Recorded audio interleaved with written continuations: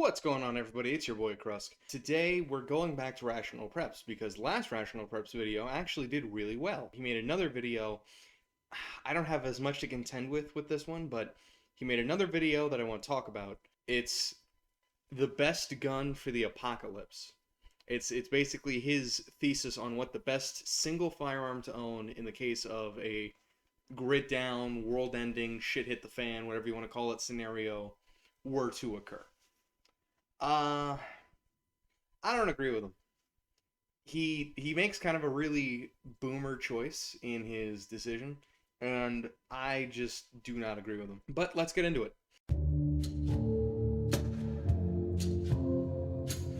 The apocalypse. The end of the world as we know it. That day when the ship hits the sand. When the shit hits the sand. That's an... Everyone knows the phrase, when the shit hits the fan. Why change that to sand? What a strange choice. Many things could trigger a total collapse of society. The question is, if you could only bring one gun to survive it, which one is the best pick? The truth is, when it comes to surviving the apocalypse, there is one gun that is clearly superior to all others. Nothing else even comes close. Nothing else even comes close. Here's the thing, right? If this video was phrased like, oh, this is my choice because X, Y, and Z, there wouldn't be a video here. It's the certainty of the phrasing. Nothing else even comes close. This is the best choice. There's no room for debate.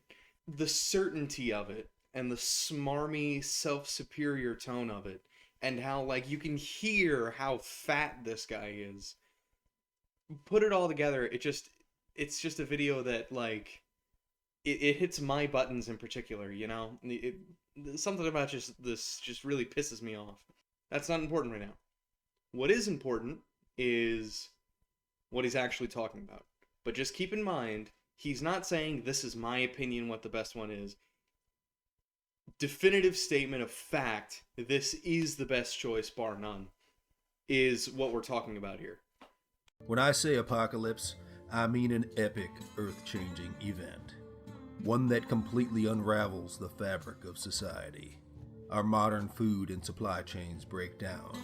The rule of law is abandoned. Areas of the earth become uninhabitable, forcing mass human migrations.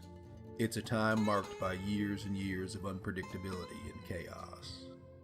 In this kind of world, you need a versatile weapon. A great apocalypse gun must kick ass in the following categories: self-defense, travel, ammo scarcity, hunting, and exotic threats. I actually don't hate that criteria. That's not the worst criteria for what we're talking about here. That should not be your criteria for every single gun you buy. That's not, you know, all guns should be good for self-defense, travel, ammo scarcity, and hunting. No. There are some guns where you only need to specialize in one of those things. And there's some guns where, you know, some of those individual factors don't matter.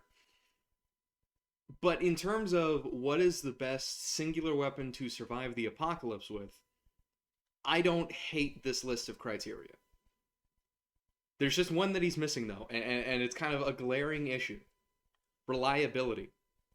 He does not mention reliability or quality control of the manufacturer or anything like that, which to me would be number one. Because if you're in a shit hit the fan, the world's ending, grid down scenario, you're not going to be able to go on the internet and go, hey, is the warranty on this gun still good? That's not going to be an option, you know? This is the Raging Judge Magnum. A double-action revolver with a 6-inch barrel and an extra thick, extended 6-shot cylinder. It chambers 454 Casull, 45 Colt, and 410 shotgun shells. First, the 454 Casull, a 45 caliber bullet with an extraordinarily high-pressure cartridge. This is one of the most powerful handgun rounds on Earth. A bullet's speed and weight determine how hard it hits. This is known as muzzle energy, and it's measured in foot-pounds. Here are the muzzle energies for common handgun cartridges, based on the specs for Hornady's best ammunition in each caliber. So now he's put up on screen a ballistics chart of sorts from a website called ballistics101.com, which I have some issues with. One, I have an issue with his methodology to begin with, and two, I have problems with ballistics101.com. Ballistics101.com does not very well explain in the data. There might be a better explanation somewhere in their website I haven't seen. But in the actual data of ballistics101.com that you can find relatively easily, they just kind of give an absolute number for the muzzle energy and velocity of a cartridge. It doesn't show you what you would expect to see on other ballistics charts, and especially ones made by other consumers, where they'll shoot 10 rounds and give you the readings from those 10 rounds and then give you the averages. And the funny thing is, all of the numbers on this chart are whole round numbers, usually to the nearest 5, which tells me that they're not busting out the chronograph and making these measurements themselves. They're reading the side of the box and taking their word for it, which is fine, except ammunition companies sometimes, when they want to sell a cartridge, put their ammunition in maybe more ideal scenarios than one might realistically find himself in. They'll fire the weapons at a certain altitude, because altitude and humidity and things like that affect cartridge performance. They'll fire it out of a rifle length barrel. When you start to account these things, what you read on the side of the box might not necessarily reflect what you actually get out of the cartridge. 454 Casull fired out of a lever action rifle is going to be a very different performing cartridge to 454 Casull fired out of a 6-inch barreled revolver like Rational Preps here is talking about.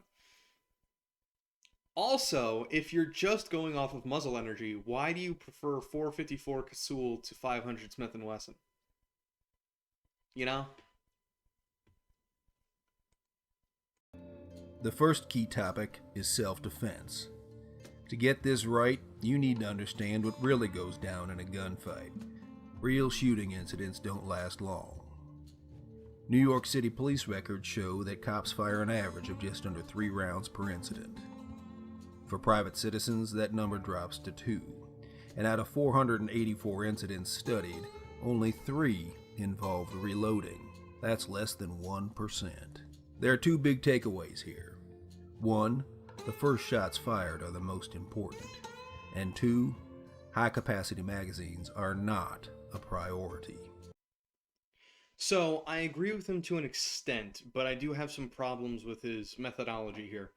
He talks a lot about statistics where civilians defend themselves, which is important in a lot of cases in the gun sphere. A post-apocalypse conversation is not the place for those statistics. They're not nearly as relevant. What I see as far more relevant are battlefield after-action reports. And in these reports, we find that high-capacity magazines are essential. And generally, whoever can bring the most ammunition is going to be the winner. When you are in a force-on-force conflict, where there are 2 groups of people who want to overcome each other, right? And I'm not talking about some mugger breaking into a convenience store with a Glock and getting dropped by the shotgun under the counter. That's not what we're talking about here. We're talking about people wanting to come invade your home, invade your bug out location, break into your car, what have you, and take your shit. Usually, what you can expect is more than one person. You see it a lot in videos online of home invasions. More than one person will show up. There's a lot of videos you can find out there, especially on subreddits like Robbers Getting Fucked, or Justice Porn, or any of those, where it'll be a group of people breaking into a home. Because generally, what those kinds of people are expecting is to be able to overpower the homeowner, kill them or injure them or detain them long enough to take the shit they want and leave. I imagine this hit and run raid style of procedure to become phenomenally more popular in a grid down, shit hit the fan apocalypse situation. And that is, in my mind, what you want to be preparing for. So, accounting for somebody shooting their aggressor on the street, or somebody downing a single attempted convenience store robber, or police killing a guy when they're trying to detain him isn't terribly relevant to the conversation. You should be looking at force on force situations where two well armed groups are coming at each other. And what we see in battles out of Ukraine, what we see in Afghanistan and both the Gulf Wars and home invasion situations is that the group with the better arms and equipment, more ammunition, and higher capacity magazines tends to win. All this is to say, no, you're wrong. High capacity magazines are probably a great priority. That's why you would want to invest in reliable 40 round magazines for your AR 15. And probably why a 6-shot revolver isn't necessarily the go to choice. But I understand why he's making that point. He wants to make that point so that the astounding amount of difference between a Glock 19, one of the most popular handguns in the world, and this weird revolver that he likes doesn't seem so bad. Well, they can both shoot 3 rounds, but in reality, in a situation where you're defending your home or bug out location or vehicle that you are staying in from a raid or a group of people attempting to come in and take your shit, you are going to want as much ammunition as humanly possible. Now let's look at how the Raging Judge Magnum, loaded with 410 triple-aught buck, stacks up against a popular gun like the Glock 17 9mm. At the first trigger pull, the Judge puts 5 9mm projectiles into the air, compared with the Glock's 1. By the time the Glock squeezes off a second round, the Raging Judge has got 10 projectiles downrange. With the third trigger pull, the Judge has launched 15, and the Glock's launched 3. That's an interesting point. A pocket shotgun probably can put more projectiles in the air faster than a Glock in the first shot. I bet you, for a follow-up shot, I, with a Glock 17 or 19 or whatever, and him with his Taurus, Judge, whatever, I bet you I could put more rounds in the air than him, solely due to the astounding amount of recoil he is going to feel and the great heft and weight of the weapon he's choosing to use. I bet you follow-up shots are going to be astoundingly difficult for him and for most people. You would need to train exceptionally well and a lot with this weapon to get as proficient with it as you would be with a 9mm. And this would be astoundingly worse with a 250 grain 454 Casull round. Oh my god, your wrist would be broken. Well, now I'm exaggerating a little bit, but your wrists would hurt quite a bit. Your hands would be up here for about 2 or 3 seconds, and you wouldn't have the time to, say, turn and aim your gun at a second assailant before he has time to react. Meanwhile, with a Glock, we have seen time and time again, throwing a couple of rounds this way and then throwing a couple of rounds this way is a trivial matter. You might be able to put out 5 projectiles in the air in one shot, and you might have a great amount of stopping power with the 454 Casull. But if you are in a gunfight and you fire that 454 Casull, you are going to need a lot of time relative to other firearms to recover. And that's where you're going to lose. That looks great on paper, but if you're smart, you're wondering about range and accuracy. If you're smart, you're wondering about recoil and reliability. Those should be the first things you wonder about when you're deciding on a gun for the kind of thing you're dealing with here. The recoil is destroying your ability to get consistent, quick follow-up shots, and your reliability with a Taurus brand product is going to be through the floor. For those of you not in the know, Taurus is a Brazilian firearms company who have spent the last several decades ripping off better companies' designs until recently only kind of sort of ripping off better companies' designs and sometimes producing cheap, chintzy bullshit. They are famous for their pot metal not being sufficient enough to sustain consistent use. Their firearms are infamously breakable and horribly designed when they're not, being stolen from another company's designs. They have no reliability. They are the only company I know where their customer base's main defense is, well, if yours breaks, all Taurus guns have a lifetime warranty. Just use the warranty. Let's see how well the warranty works out at the end of the world. The New York City Police Department also kept records on engagement distances.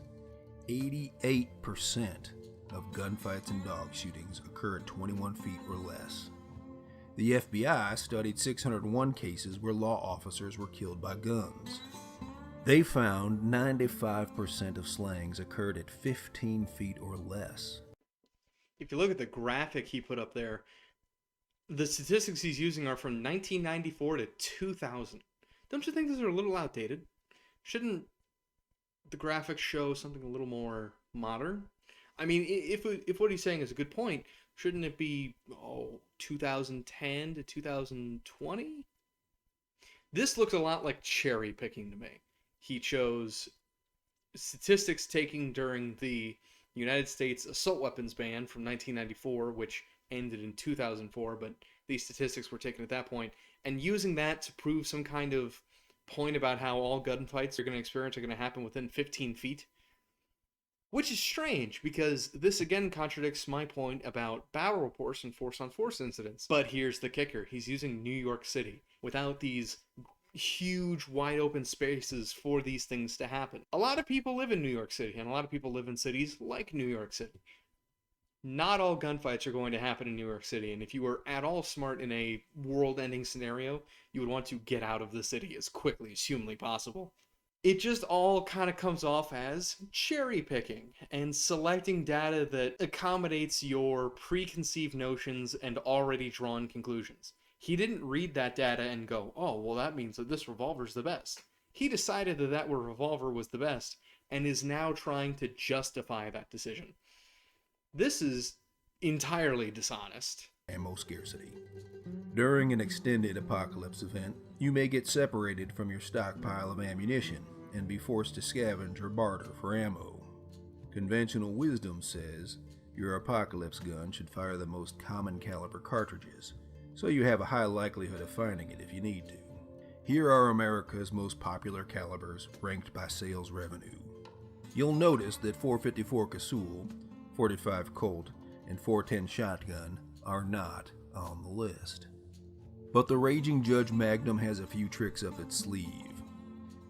These adapters fit into its extended cylinder and allow it to fire 9mm, 22, 380 APC, and even 38 specials.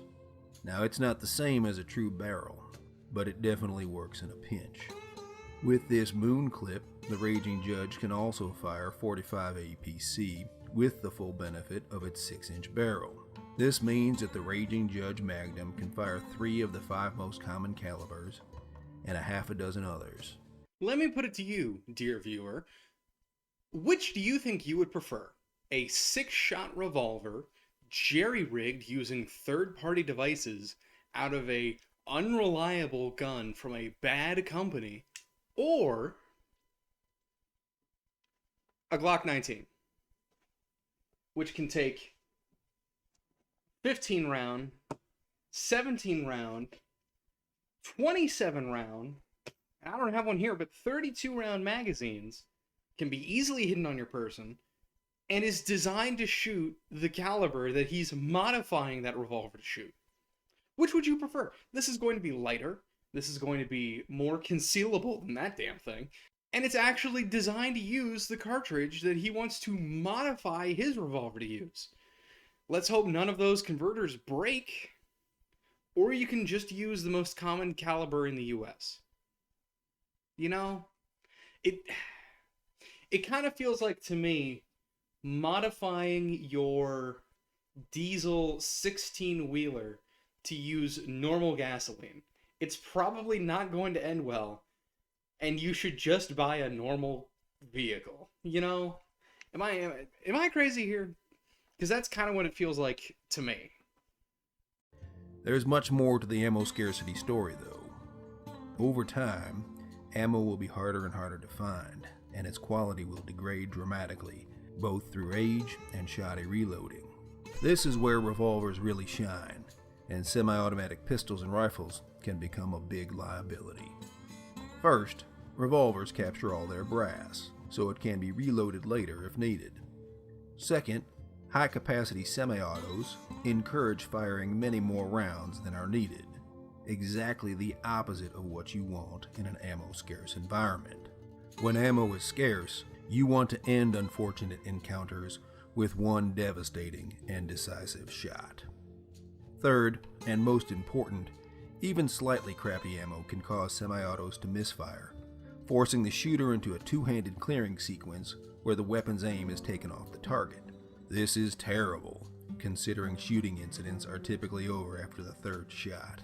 With a revolver, clearing a misfire is instant and instinctual. Just pull the trigger again. Only one hand is needed and the weapon can stay trained on the target. With crappy ammo, the Raging Judge offers one more unique advantage. Its extra thick high-pressure cylinder allows it to withstand the damage caused by botched reloads and compromised cartridges. Damage that destroys other weapons. No, it doesn't. I showed some pictures. I'm going to put them up here again. This gun explodes too. It's not explosion proof. If you put really shitty ammo in it, it will also blow up. That being said, let me address those points one by one. One, the captured brass thing. Yeah, that's great. That's wonderful. I'm really happy for you, dude. You can just bend over and pick up the brass after the incident from your semi-auto.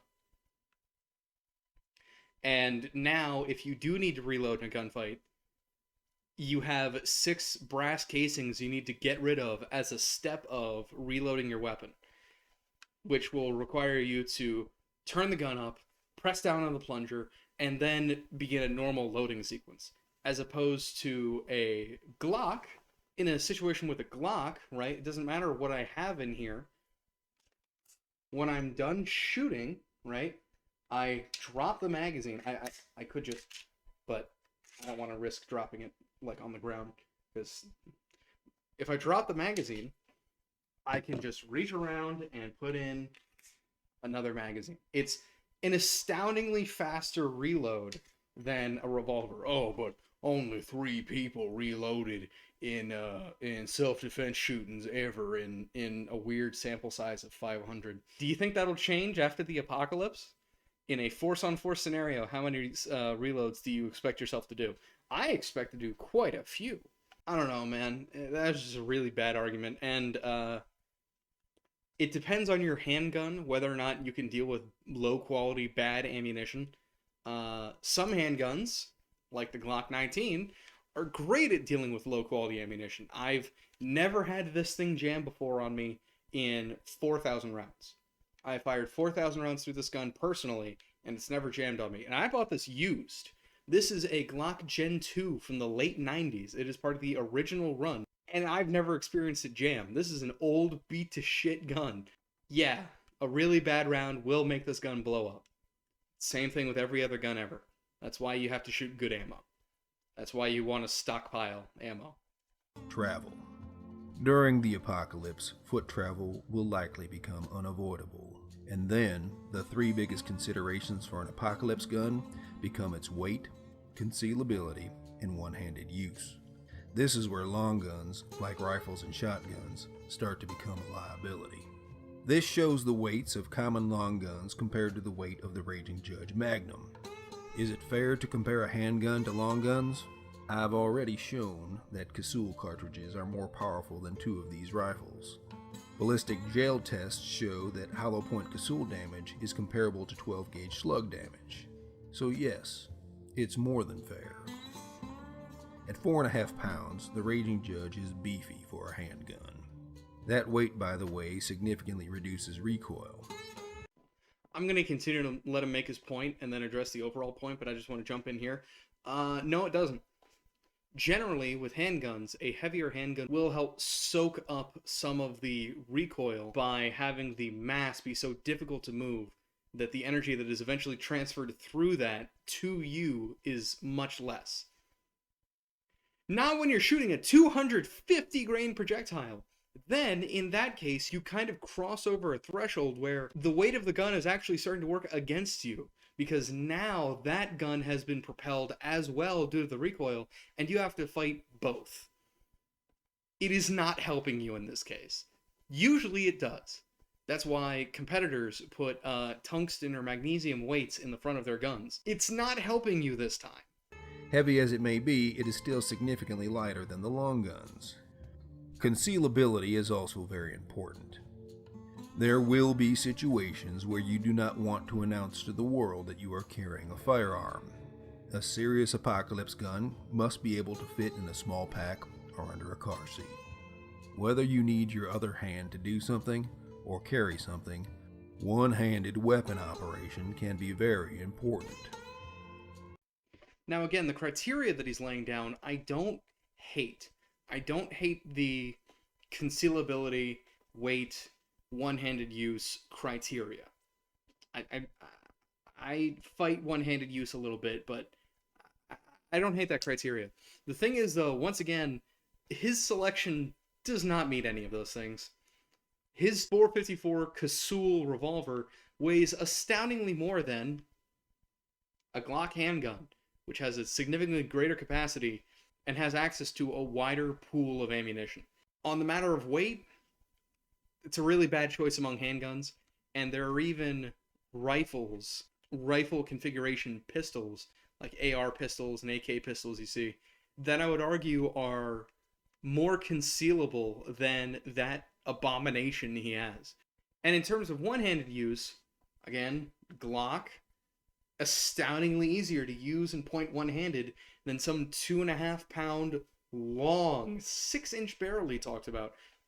Abomination that is going to be really hard to hold with a proper one-handed grip. Not to mention the significant one-handed recoil. A lesser man, it might rip the gun straight out of your hand.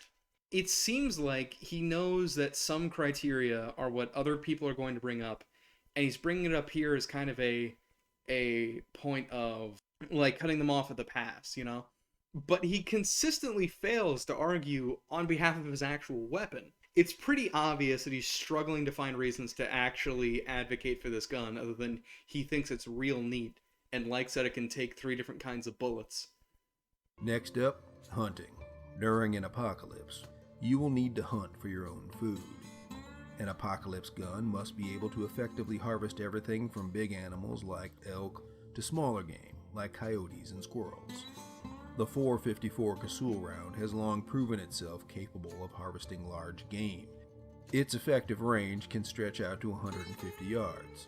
When it comes to medium game like coyotes, turkey, and small deer, you can step down to the 45 Colt rounds. The effective ranges here are between 25 and 100 yards. When it comes to small creatures, the Raging Judge Magnum has 2 options. At ranges of 10 feet or less, 410 birdshot loads are effective. At ranges of 10 to 30 feet, 22 rounds fired from the cylinder adapters are a suitable option. This also allows you to fire quiet subsonic 22s. This is great if you don't want to call attention to yourself. I actually don't have too much problem with this section, except to say 410 or 45 Colt, or God forbid 454 Casull, will annihilate smaller game. It'll destroy them. You're not getting smaller game with that, and your device that you put in the cylinder to try and convert it into a 22 or 9mm kind of comes off as a bit of a waste of energy and effort, when you could just have a 9mm 22 or whatever, or a bow. But overall, I agree, an apocalypse gun needs to be able to shoot big game, medium game, small game. I just don't think that this is a gun that can do those things. I'd love to see the squirrel left over after you shoot it with 45 Colt. The final category is exotic threats. Pop culture has spun up some wild fantasies about the exotic threats that could arrive with an apocalypse. Many are downright silly. What's not silly is the idea that bizarre and unforeseen things can happen when the world is in turmoil. There's no way to know what those things might be, but a good apocalypse gun should be able to handle these three broad categories of exotic threats. He then goes on to say that his particular choice of revolver is great for handling anything that's big and dangerous, like a escaped zoo animal, animals that can swarm you, like a swarm of bees or something, and weird stuff with weird weaknesses. And he cites like aliens that might be weak to magnesium or something, and it's great because you can load a wax slug with whatever they're weak to, and just shoot that out of them. This is a weird section that I feel like is just kind of a waste of time, and I really don't want to talk about because it's fucking silly. So there it is, the one apocalypse firearm that's better than all the others. It's not perfect, and there may be guns out there that beat it in one or two categories. But when it comes to the complete apocalypse challenge, including self-defense, ammo scarcity, travel, hunting, and exotic threats, there's no other firearm out there that comes anywhere close to the Raging Judge Magnum, the best apocalypse gun in the world. So again, more of that just absolute confidence that what he knows and what he thinks is 100% right and 100% good. I really can't say much to that other than no, I've disputed a lot of the points you've made here, and the few valid points you made don't justify this stupid, chintzy, cheap, unreliable weapon. But you know what? It's the internet. It's an apocalypse conversation. It's not that serious. How about I talk about what I think would make for a good apocalypse gun? Am I saying this is the greatest apocalypse gun ever of all time? No. Am I saying it's pretty good? Yeah. And subjectively, I think it's a better choice than the one he made. Hold on just a sec. Behold, my choice of apocalypse gun. This is the Ruger PC carbine. It is a 9mm semi-automatic carbine that I have modified in a couple of ways that I'll go over in a second. It's one of my newer weapons. I'm really happy with it. And I'd love to get more range time with it, but I'm very happy as an owner of this. And I would highly recommend it to anyone who's in the market for a pistol caliber carbine. I think this makes a great apocalypse weapon, except for a few hang-ups. First, ammo availability. This is a 9mm pistol caliber carbine, and it can be easily and readily modified to take Glock magazines. Magazine goes in the rifle. Same magazine goes in the pistol. In my opinion, that's great because having magazine interchangeability here means that you're prepared in more situations and you don't have to make a decision of how many magazines for your pistol versus how many magazines for your rifle you want to have stored on you, or how you want to configure that on your person or whatever. You just have magazines that can work with either or.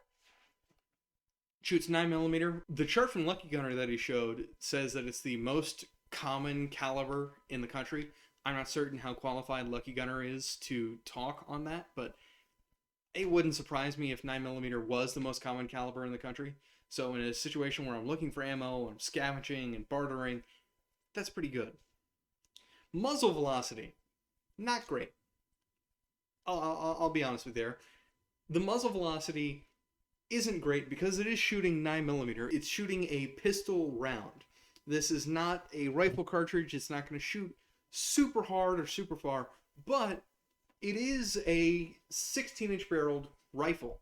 So as opposed to a relatively short Glock with only a couple inches of barrel, the bullet is accelerating down the whole 16 inches of the rifle.